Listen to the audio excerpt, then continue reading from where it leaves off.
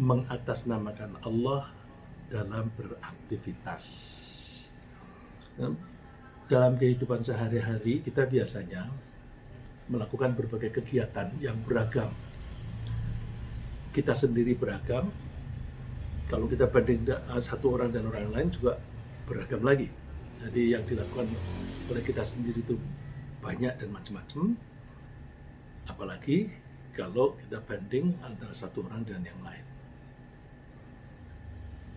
Ketika kita melakukan suatu tindakan, tentu didorong oleh motivasi. Motivasinya berbeda-beda. Karena motivasinya berbeda-beda, maka perilaku kita menjadi beda-beda.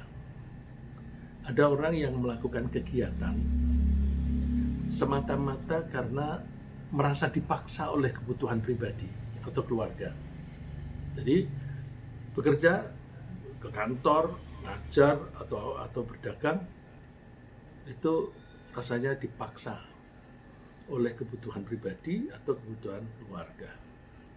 Tentu orang yang semacam ini lalu cepat capek karena dia kerjanya kan merasa terpaksa. Ada yang melakukannya karena ingin memperoleh kesenangan dan memuaskan selera. Jadi punya selera itu dikejar, kalau selera itu terpenuhi maka diperolehlah rasa kesenangan. Ada orang yang sehari-hari yang dikejar kesenangan aja. Dan ada yang melakukan kegiatan itu dengan tujuan menggapai cita-cita. Cita-citanya luhur, dianggap besar. Kalau aku sudah bisa mencapai target itu, maka saya akan begini. Itu dianggap nilainya besar. Karena itu dianggap nilainya besar, maka dia tangguh menghadapi rintangan apapun, singkirkan atau atasi. Dan ada yang melakukan kegiatan itu karena dipaksa oleh orang-orang yang mengatur kelompoknya. Ya. Karena seseorang masuk ke dalam satu partai politik, dia mau tidak mau harus berbuat itu. Bahkan omongannya pun seringkali harus ngomong seperti itu meskipun hatinya tidak seperti itu. Itu kalau di organisasi politik, karena dia masuk dalam satu kelompok yang memang harus seperti itu. Sebenarnya bukan hanya partai politik. Di lembaga bisnis, di suatu perusahaan, karena perusahaan itu ingin mencapai satu target keuntungan dengan suatu cara, maka kalau karyawan bekerja di situ ya harus mengikuti aturan itu. Kalau ada karyawan yang tidak cocok dengan itu, nanti kan ya udah silakan keluar aja. Ini tidak cocok untuk kami. Dan ada, ini yang jarang, orang yang melakukan tindakan atau pekerjaan dengan tujuan menyenangkan Tuhannya. Ini yang jarang. Nah, saya maunya yang ini. Ayo kita melakukan apapun, itu tujuannya menyenangkan Allah. Menyenangkan itu berarti membuat senang. Senang itu, kalau itu di pihak Allah, bahasa kita biasanya kita menyebutnya ridho, mencari ridho Allah. Sebenarnya bahasa sehari-hari mencari ridho Allah itu ingin menyenangkan Allah, biar Allah ridho kepadaku. Nah, dalam pertemuan ini dan insya Allah beberapa pertemuan berikutnya, jadi tidak hanya sekali ini, jadi kira-kira ini satu seri yang beberapa kali pertemuan, itu insya Allah kita akan membahas perlunya kita meniru contoh yang diberikan oleh Allah sendiri dalam memulai suatu pekerjaan dan bahkan dalam menempuh suatu pekerjaan itu. Dengan harapan bahwa kita bisa membangun niat itu tujuan, supaya kita bisa membangun tujuan yang benar. Jadi niat itu sama dengan tujuan atau goal atau objektif. Kemudian kalau sudah punya goal yang benar, kegiatan apa yang benar yang bisa mengarahkan kita ke goal tadi. Terus setelah kita identifikasi pekerjaan ini dan sebagainya, terus kita laksanakan dengan prosedur yang benar. Jadi saya ulang, kita mencoba meniru contoh yang diberikan oleh Allah dalam memulai pekerjaan dengan harapan bahwa kita bisa membangun tujuan yang benar, memilih kegiatan yang benar, dan melaksanakan kegiatan itu dengan prosedur yang benar. Lalu kita juga memanfaatkan atau menggunakan sarana yang benar. Terus kita menggantungkan pertolongan kepada pihak yang benar dan menggunakan pedoman yang benar. Banyak banget ya, banyak banget.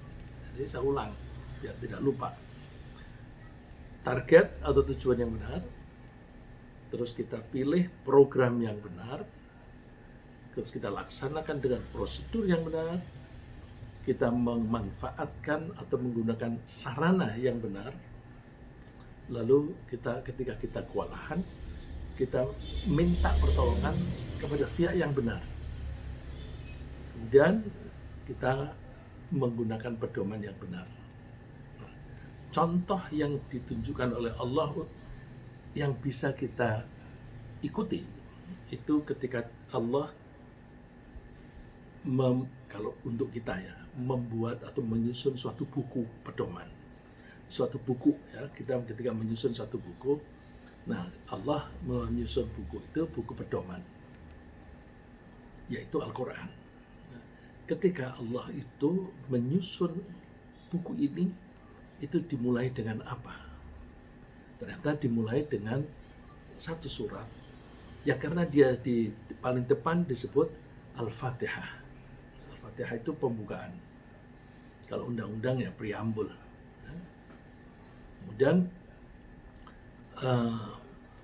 Allah terapkan itu di dalam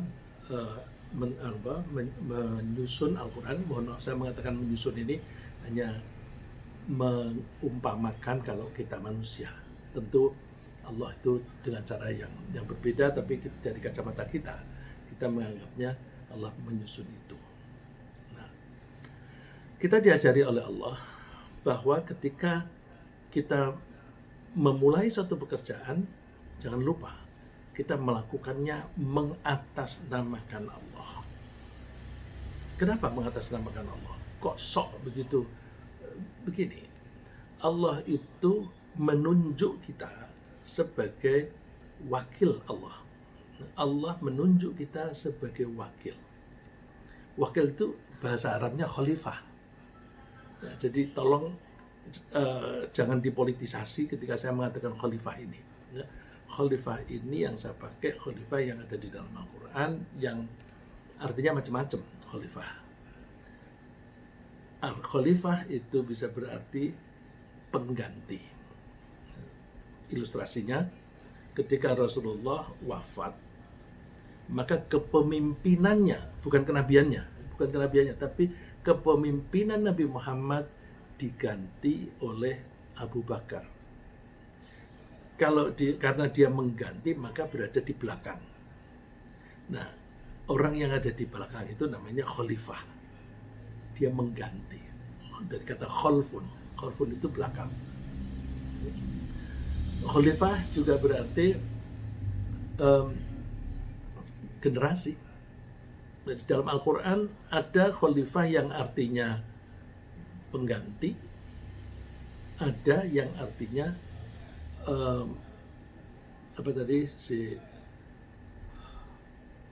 mohon maaf, satu artinya itu sebagai pengganti seperti Abu Bakar yang berikutnya, dan khalifah juga berarti generasi. Mohon maaf. Kenapa generasi? Karena kita manusia ini generasi pertama diikuti generasi berikutnya, dari generasi bapaknya ke generasi anaknya, terus ke generasi cucunya dan sebagainya. Bahkan ada generasi yang tidak panjang seperti itu. Tapi istilahnya misalnya lifting, aku kuliah atau sekolah liftingnya siapa begitu. Nah, itu kan generasi per generasi. Nah, generasi itu namanya khalifah. Nah, jadi bisa berarti itu. Tapi dalam praktek karena Abu Bakar itu menggantikan Rasulullah dalam kepemimpinan, maka khalifah sering disebut sebagai pemimpin. Nah, ketika itu memimpin suatu negara, maka dia dianggap sebagai semacam presiden atau raja. Nah, kalau itu kita bicara tentang kepemimpinan suatu negara, nah di situ ranah politik. Saya tidak bicara ranah politik, ya. Jadi Allah itu menunjuk manusia sebagai khalifah atau pengganti Allah itu sendiri. Ayatnya Allah berfirman di surat Al-An'am, surat 6 ayat 165. Wa huwallazi ja'alakum khalaifal ardi wa rafa'a ba'dakum fawqa ba'din darajat. Dialah Allah yang menjadikan kalian sebagai khalifah. Nah, ini saya terjemahnya copy paste. Diartikan penguasa-penguasa. Tapi saya tambah dalam kurung wakil-wakil Allah. Ketika saya menyebut wakil-wakil Allah di dalam kurung, ini saya coba cari buku-buku tafsir. Buku-buku tafsir mengartikannya macam-macam seperti yang saya sebutkan tadi. Ada kalanya generasi, ada kalanya penguasa, ada kalanya wakil.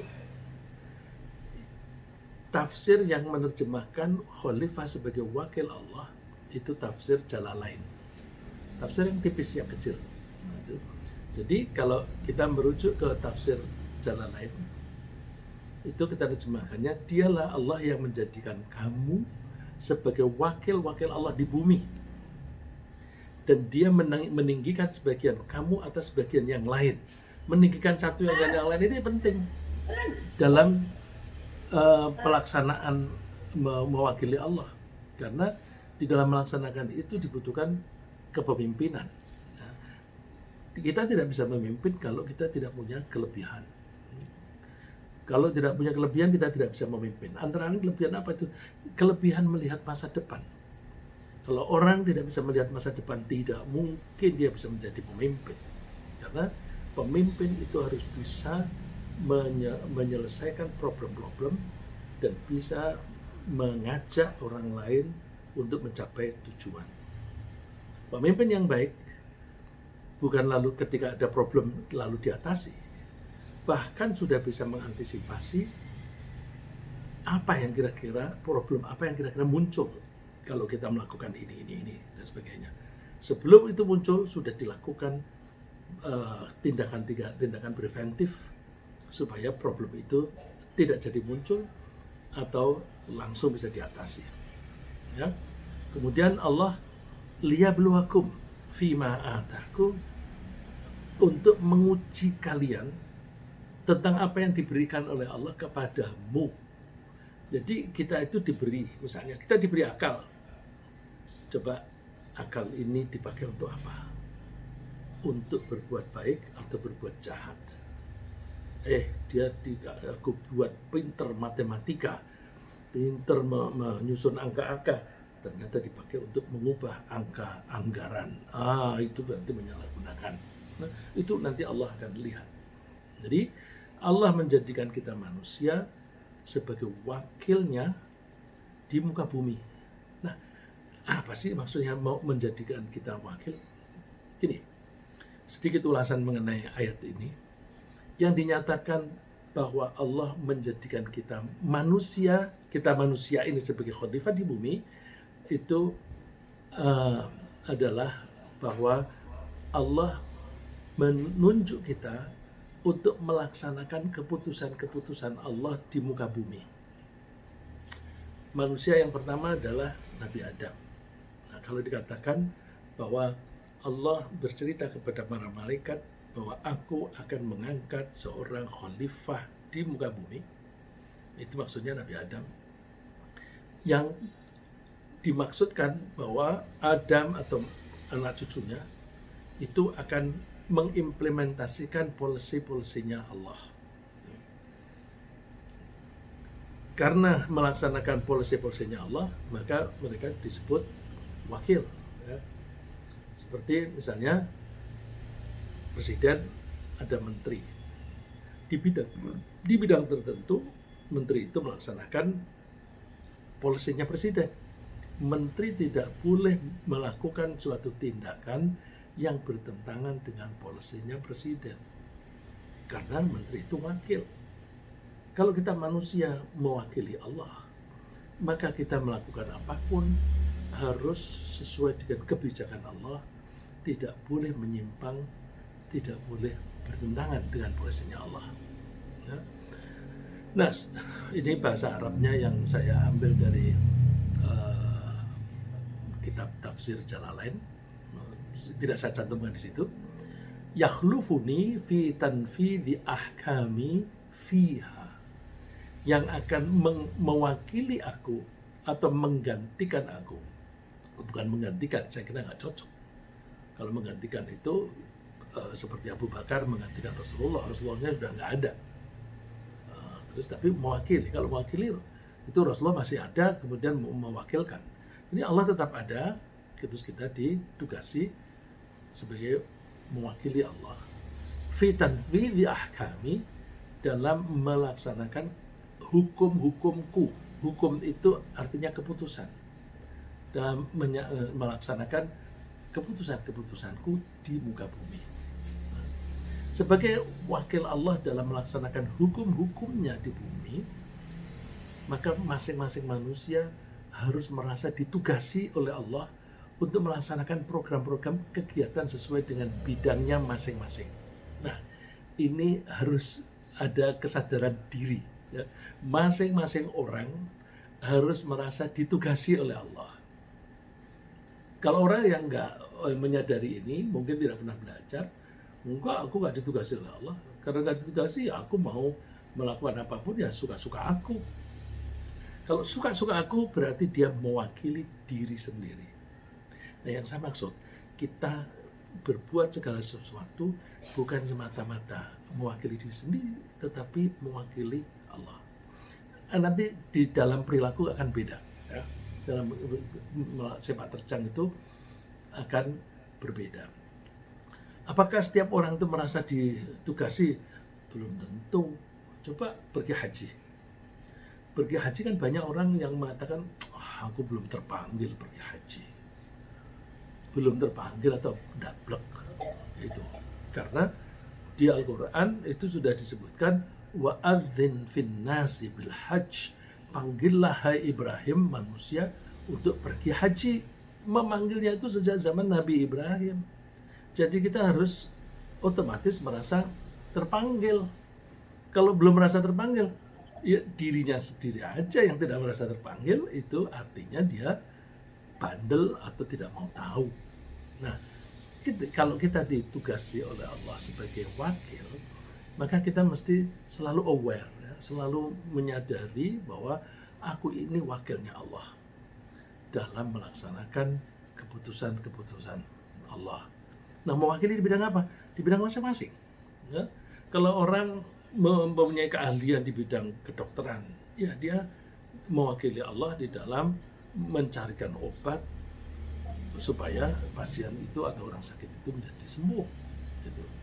Kalau kebetulan kita mempunyai keterampilan untuk mengajar, mendidik, ya mendidik itu tugasnya.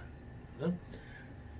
Karena setiap orang itu wakilnya Allah di bidang masing-masing, maka setiap orang mesti bertanggung jawab melaksanakan tugasnya di bidangnya sendiri.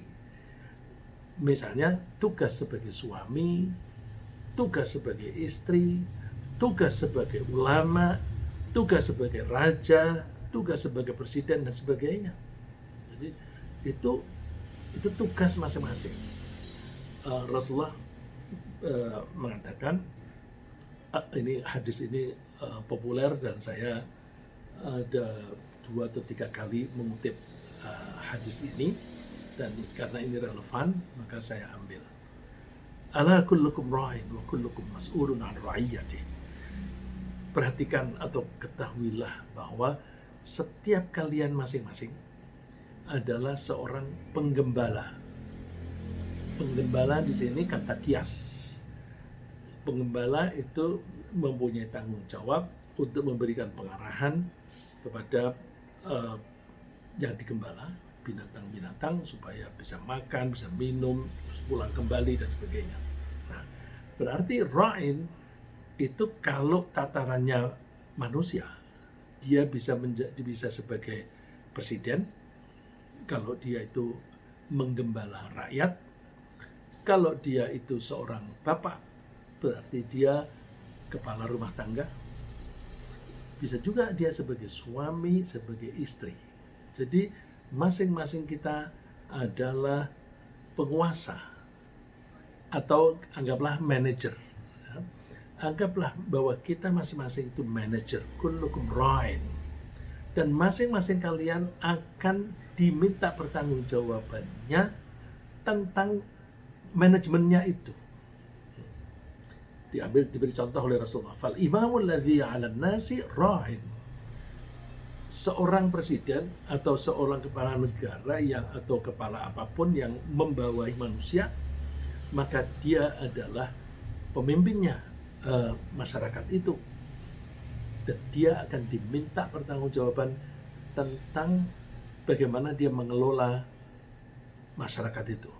Masyarakat yang dipimpin itu namanya ra'iyah. Mas'ulun an ra'iyati. Ini diadopsi ke dalam bahasa Indonesia, lalu kita menyebutkan rakyat. Jadi namanya rakyat itu dari kata ra'iyah. Ra'iyah itu artinya orang-orang yang digembala, orang-orang yang dikelola, orang-orang yang dimanage, orang-orang yang dipimpin. Yang memimpin namanya imam. Nah, imam, pemimpin, kalau pemimpin negara itu ada istilahnya, apakah Perdana Menteri atau Presiden atau Raja dan sebagainya. Nah, terus yang lebih kecil, warrajulu ra'in ala ahli baiti. Seseorang laki-laki dia pengelola atau manajer keluarga, anggota keluarganya. Dan dia akan diminta pertanggungjawaban itu. Seorang wanita dia juga menggembala atau memanage atau mengelola keluarga suaminya dan juga mengelola anaknya, maka wanita itu akan diminta pertanggungjawaban. Seorang hamba pun dia juga pengelola. Dia nanti akan diminta pertanggungjawaban tentang bagaimana dia mengelola harta tuannya. Ringkasnya, fakullukum ra'in wa kullukum mas'ulun 'an ra'iyati. Masing-masing kalian adalah seorang penggembala, seorang pengelola, dan masing-masing kalian akan diminta pertanggungjawaban tentang pengelolaannya. Nah, karena setiap orang adalah wakil Allah dalam melaksanakan hukumnya atau keputusannya, maka sudah barang tentu dia harus selalu mengacu kepada kebijakan Allah. Setiap kali dia mengambil suatu keputusan untuk mengambil satu langkah, jika tidak mengacu pada kebijakan Allah, maka berarti dia telah menyimpang. Allah mencantumkan kebijakannya itu di dalam kitab Al-Quran, yang Al-Quran itu kemudian dijelaskan oleh Rasulullah SAW. Allah bersabda, berfirman, wa anzalna ilaikal kitaba bil haqqi musaddiqan lima baina yadayhi minal kitabi wa muhaiminan alaih. Dan kami telah turunkan kepadamu Al-Quran yang membawa kebenaran dan membenarkan apa yang sebelumnya, yaitu kitab-kitab yang diturunkan sebelumnya, dan batu ujian terhadap kitab-kitab lain itu. Maka putuskanlah perkara mereka menurut apa yang Allah turunkan. Ya, di sini kalimatnya fahkum bainahum bima anzalallah. Ambillah keputusan terhadap mereka, terhadap masyarakat, sesuai dengan apa yang diturunkan oleh Allah. Jadi ketika memimpin itu tidak boleh menggunakan pedoman selain pedoman dari Allah. Karena pedoman dari Allah itu, Allah nggak punya kepentingan. Karena nggak punya kepentingan, maka pedoman dari Allah itu pasti fair, pasti adil.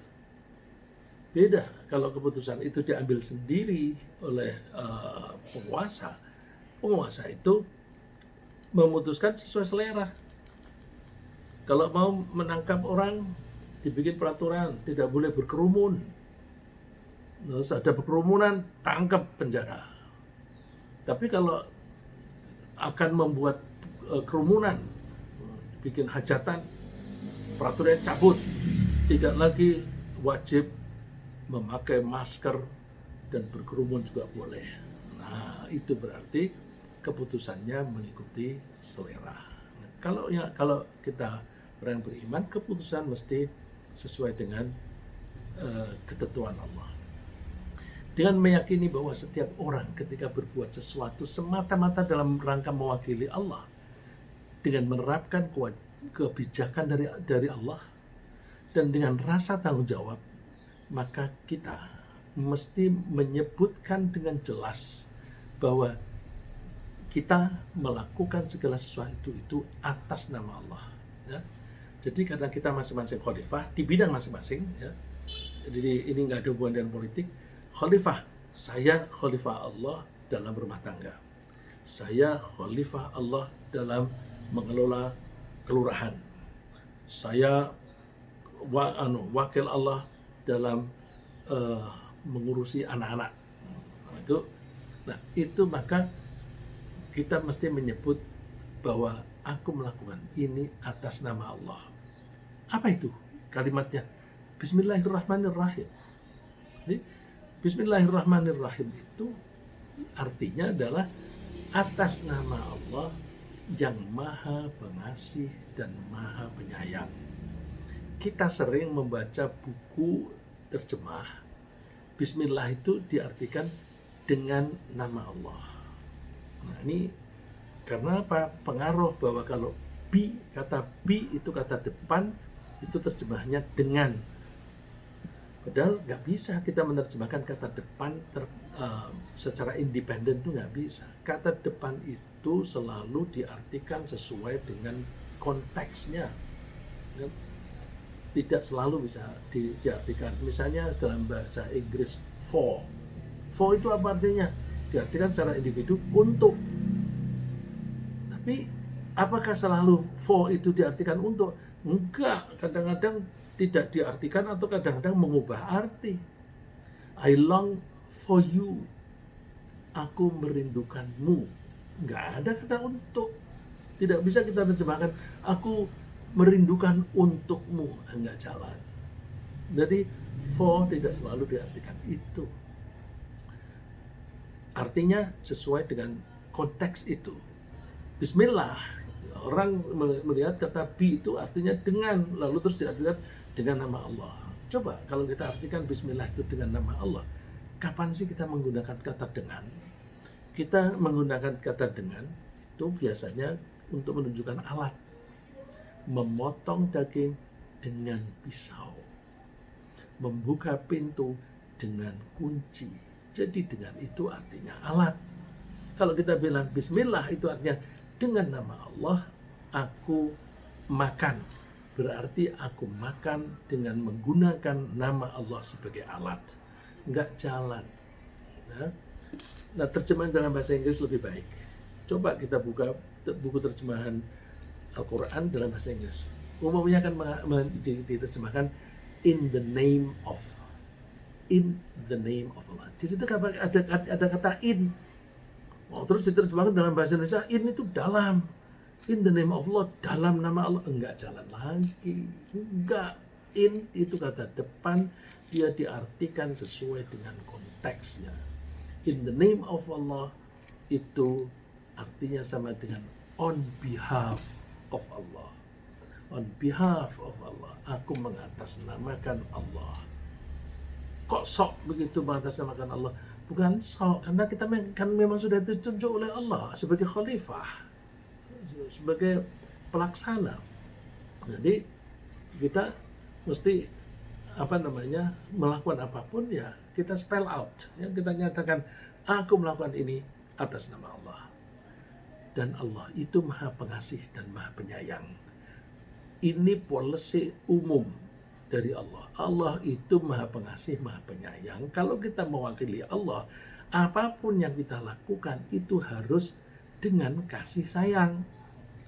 Mengatasnamakan Allah tapi galak, garang. Ya nggak pantas kamu jadi wakilnya Allah. Kalau wakilnya Allah itu mesti penuh kasih sayang. Ya? Jadi Allah menyebut kalimat ini sebagai ayat pertama dalam Al-Quran. Ayat pertama Al-Quran apa? Bismillahirrahmanirrahim. Nah, oleh karena itu selayaknya kita meniru Allah dengan mengucapkan kalimat yang sama pada saat kita akan memulai pekerjaan yang baik. Pekerjaan yang baik, ya, karena pekerjaan yang buruk itu bukan polisinya Allah. Polisinya Allah adalah pekerjaan yang baik. Pekerjaan yang baik itu apa? Yang sesuai dengan ketentuan Allah. Pengucapan ini sekaligus akan mendorong kita, akan membuahkan motivasi kita sebagai wakilnya Allah untuk selalu menerapkan kebijakan Allah dan tidak akan menyimpang dari ketentuan Allah. Dengan harapan bahwa kita akan selalu dibimbing oleh Allah dan memperoleh barokah dari pekerjaan itu. Oleh karena itu, kalau tanpa bismillah, pekerjaan kita menjadi kurang berkah. Ya. Ada hadis, kullu kalamin aw amrin dhi balin la yuftahu bi dzikrillah fahuwa abtar atau fahuwa aqta. Rasulullah bersabda, setiap ucapan atau perkara penting itu artinya perkara yang menjadi perhatian kita. Nah, saya ulang, setiap ucapan atau perkara yang penting yang tidak dimulai dengan Bismillahirrahmanirrahim, maka amalan itu terputus berkahnya. Oleh karena itu, setiap kali kita melakukan apapun, ingat kita melakukan atas nama Allah. Dan karena kebijakan Allah itu Maha Pengasih, Maha Penyayang, maka apapun yang dilakukan oleh Allah selalu didasari kasih sayang. Dan karena kita mewakili Allah, maka kita pun harus mendasari pelaksanaan semua tindakan kita dengan rasa kasih sayang. Baik kasih sayang pada diri sendiri, maupun kasih sayang pada orang lain, dan bahkan kasih sayang kepada lingkungan. Jadi Allah itu melakukan apapun itu dasarnya kasih sayang kepada makhluknya secara menyeluruh. Maka kita lakukan itu kasih sayang pada diri sendiri, pada orang lain, pada lingkungan. Contohnya begini, minum itu satu aktivitas. Maka ketika kita minum, kita pastikan bahwa minuman itu baik untuk kesehatan kita, karena kita sayang pada badan kita, sayang pada kesehatan kita. Maka kita lihat apakah minuman ini mengandung racun atau apapun yang bisa mengganggu kesehatan kita. Kalau minuman ini mengandung alkohol, oh ini bisa membuat aku mabuk, bisa membuat aku pusing. Itu nggak bisa, aku nggak minum itu.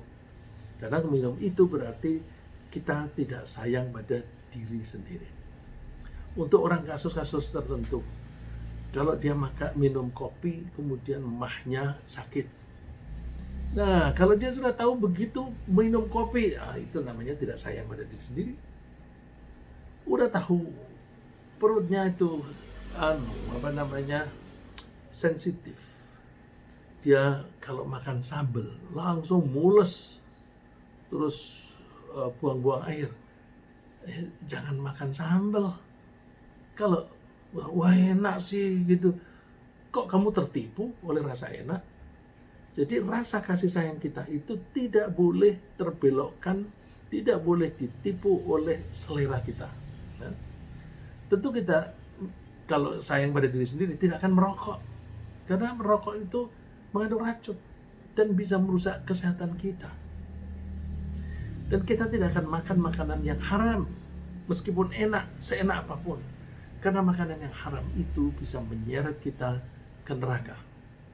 Ketika kita berbicara dengan orang lain, kita menyampaikan hal-hal yang bermanfaat untuk mereka dan tidak menyakiti hati mereka. Ketika kita berdagang, kita tidak menipu, tidak menjual barang busuk, dan tidak merugikan pembeli.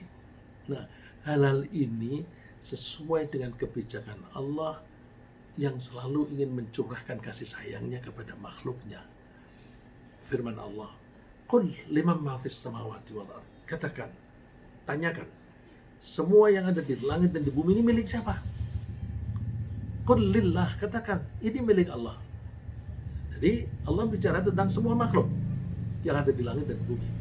Terus Allah mengatakan kataba ala nafsir rahmah.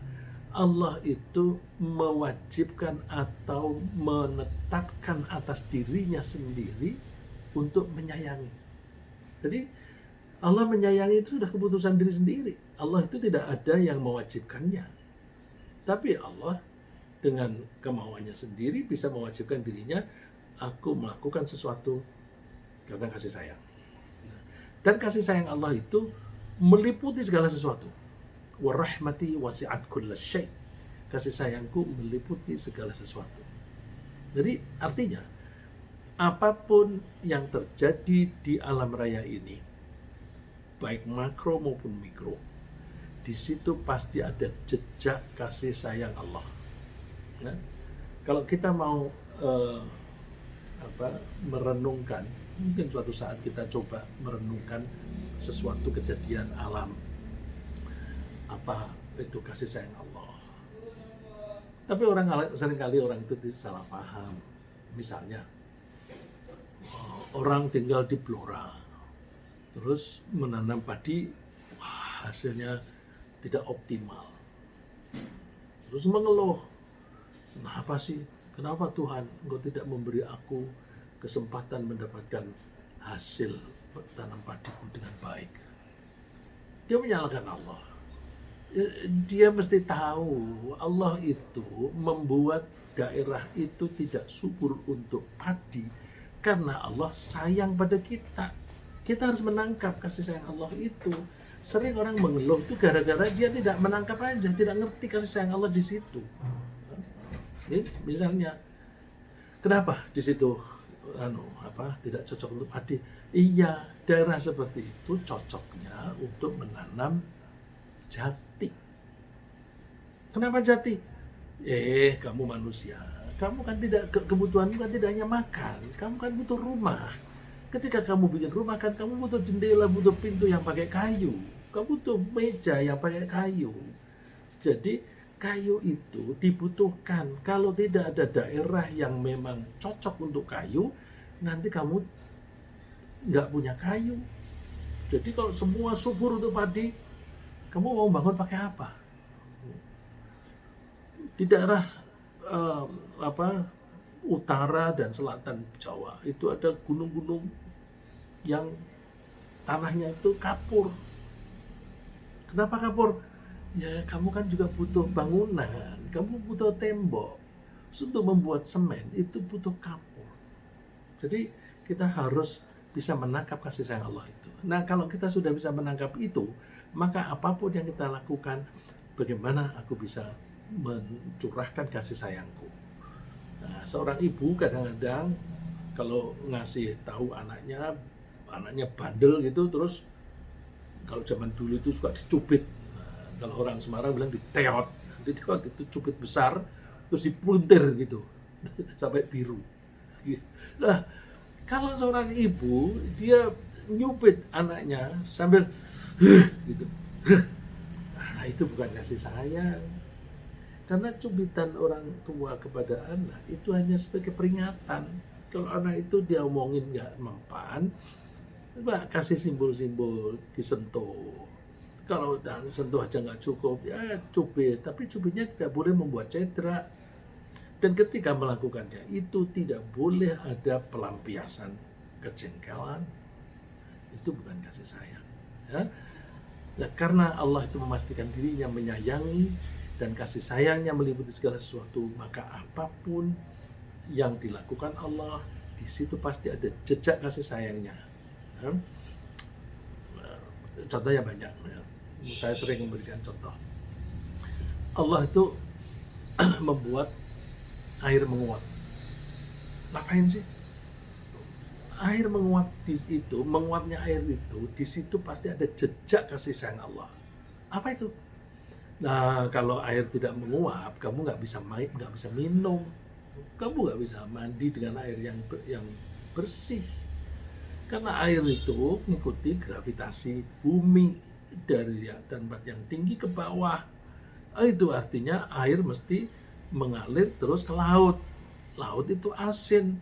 Kita kalau mau minum air asin, bukan malah hilang hausnya, justru makin haus. Nah, oleh karena itu Allah sayang kepada kita, dibuat air itu menguap supaya bisa naik ke atas, terus didorong pakai angin, dijatuhkan di daratan tempat kita tinggal. Yang paling banyak dikasih hujan di tempat yang tinggi, ya, seperti kita bilang Bogor kota hujan, karena itu daerahnya tinggi. Supaya apa? Nanti mengalir ke bawah, orang-orang di bawah mendapatkan bagian air yang banyak dan bisa berlangsung terus, gitu. Nah, jadi kita melihat apapun yang diciptakan oleh Allah, di situ pasti ada jejak kasih sayang. Kita seringkali atau bahkan jarang kita itu menengarai kasih sayang Allah itu karena kita malas mikir, ya, dan seterusnya. Ya. Terus ketika Allah membuat air laut kok sangat asin, kenapa? Karena Allah sayang sama kita. Coba kotoran kita dari rumah tangga, dari pabrik, itu mengalir terus ke sungai. Banyak kuman itu. Kemudian mengalir ke laut. Itu kalau tidak dinetralisir, tidak dibunuh kumannya, itu seluruh dunia akan keracunan, akan terinfeksi. Oleh Allah dinetralisasi. Caranya gimana? Pakai garam, air asin. Bagaimana supaya air dari sungai itu bisa diputar, kalau kita di gulas itu diaduk, dikasih angin sehingga air itu, laut itu ada ombaknya ke tepi, sampai tinggi, terus turun lagi, kembali lagi. Nah, ketika kembali itu sambil membawa kotoran-kotoran, terus dibawa ke tengah. Nah, laut itu kalau kita ke tengah, itu laut itu tidak berhenti, dia jalan sesuai dengan arah angin yang ada di situ. Jadi diputar oleh angin. Kalau kita mengaduk pakai sendok, Allah mengaduk laut dengan angin. Itu berarti kasih sayang Allah di situ. Kok kita tidak memahaminya? Ya, Allah bertanya kepada kita, awalam yarau anna nasuqul ma'a ilal ardil juruzi wa nukhriju bihi zar'an ta'kulu minhu an'amuhum wa anfusuhum afala yubsirun. Apakah mereka tidak memperhatikan bahwa kami menghalau awan yang mengandung air ke bumi yang tandus, lalu kami tumbuhkan dengan air hujan itu tanaman-tanaman yang bisa dimakan oleh binatang ternak dan oleh mereka sendiri. Binatang ternak butuh makan rumput butuh hujan. Nanti binatang ternak itu ketika makin besar, dagingnya kita makan. Masya Allah. Jadi semuanya itu karena Allah sayang sama kita. Nah, salah satu contoh dalam kegiatan sehari-hari yaitu ketika seorang ibu sedang menyusui anak bayinya. Dia mesti menyadari, aku melakukan ini harus dengan kasih sayang karena aku mewakili Allah. Mewakili apa? Allah kan berjanji menjamin rizki sang bayi. Makanya Allah melarang orang membunuh bayi. Dulu banyak orang membunuh bayi karena takut miskin atau malu. Mungkin juga sekarang masih ada orang-orang yang membunuh bayinya dengan satu cara yang tidak kentara supaya tidak dianggap kriminal. Wala taqtulu auladakum khasyata imlaq. Kamu jangan membunuh anakmu karena takut miskin. Jaminan Allah ini. Nahnu narzuquhum wa iyyakum. Kamilah yang memberi rizki kepada mereka, anak-anak itu. Jangan kamu bunuh, kami yang memberi rizki. Wa iyyakum, bahkan kamu pun juga kami beri rizki. Jadi karena Allah itu menjamin rizki bayi, caranya gimana? Ibu begitu bayi lahir, keluar dari rahimnya, air susunya mengalir. Sebelum bayi lahir, air susunya tidak mengalir. Dan kalau ibu-ibu itu malas karena terlalu tenggelam bekerja atau apa, dipaksa oleh Allah, susuin itu anakmu. Caranya gimana? dibuat susunya sakit, dadanya sakit. Kata wanita yang mengalami itu, sakitnya luar biasa. Nah, itu kan Allah memaksa. Ya, kamu bandel sih, harus dicambuk. Cara Allah menyambuk, dibikin sakit biar susu ini anakmu itu. Nah, jadi sakitnya susu ibu itu, di situ ada jejak kasih sayang Allah kepada si bayi. Ya. Misalnya lagi, seorang guru, dia mengajari murid-muridnya dengan penuh kasih sayang karena ia mewakili Allah. Mewakili Allah dalam memberi keterangan kepada orang supaya bisa mengetahui, supaya bisa menguasai ilmu. Allah bersabda, "Iqra wa rabbukal akram." Bacalah. Ini ayat-ayat yang pertama turun kepada Nabi Muhammad. Iqra wa rabbukal akram. Bacalah. Tuhanmu adalah yang maha pemurah. Alladzi 'allama bil qalam. Tuhanmu itu yang mengajarkan dengan kolam, dengan pena. Jadi kita diajari oleh Allah untuk menggunakan pena menulis. 'Allamal insana ma lam ya'lam. Allah memberi ilmu kepada manusia apa-apa yang dia belum tahu. Jadi Allah menjamin akan memberi kita ilmu. Tapi guru itu mewakili Allah. Ini Allah menjamin muridku dapat ilmu. Aku ditunjuk oleh Allah sebagai khalifahnya, sebagai wakilnya untuk menyampaikan ilmu ini kepada mereka. Karena mewakili Allah, maka dia tidak boleh ngarang ketika menyampaikan pelajaran. Nggak boleh ngawur, ya, tidak boleh menyesatkan. Nah, kalau kita bisa meniru Allah dalam hal menyayangi siapapun dan melakukan apapun atas dasar kasih sayang, maka Allah akan menyayangi kita. Allah mengatakan, wa innama yarhamullahu, ini Rasulullah SAW bersabda, wa innama yarhamullahu min ibadihi ruhama.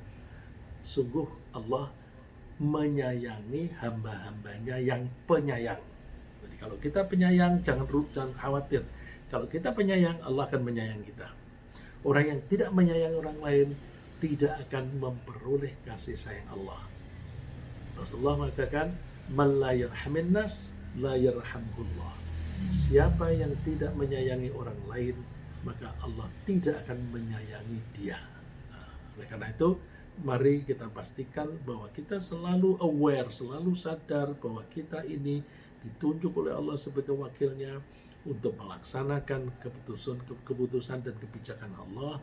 Dan kita ketika melakukan apapun, kita mesti mengatasnamakan Allah dan di-spell out, diucapkan, yaitu Bismillahirrahmanirrahim. Dan karena Allah itu maha pengasih, maha penyayang, maka apapun yang kita lakukan, di situ harus ada kasih sayang kita dalam perbuatan kita. Ya, kasih sayang kita kepada pihak yang kita layani. Ya, ringkasnya bagi ini, manusia adalah wakil Allah untuk melaksanakan kebijakannya di muka bumi. Sebagai wakil, manusia harus bertanggung jawab atas kekuasaannya atau atas otoritasnya. Mengatasnamakan Allah mesti dengan menyebut basmalah atau Bismillahirrahmanirrahim agar berkah. Dan kegiatan apapun harus kita dasari dengan kasih sayang. Allah menyayangi para penyayang. Semoga Allah memberi kita kemampuan untuk melaksanakan otoritas yang diberikan oleh Allah kepada kita dengan penuh rasa tanggung jawab.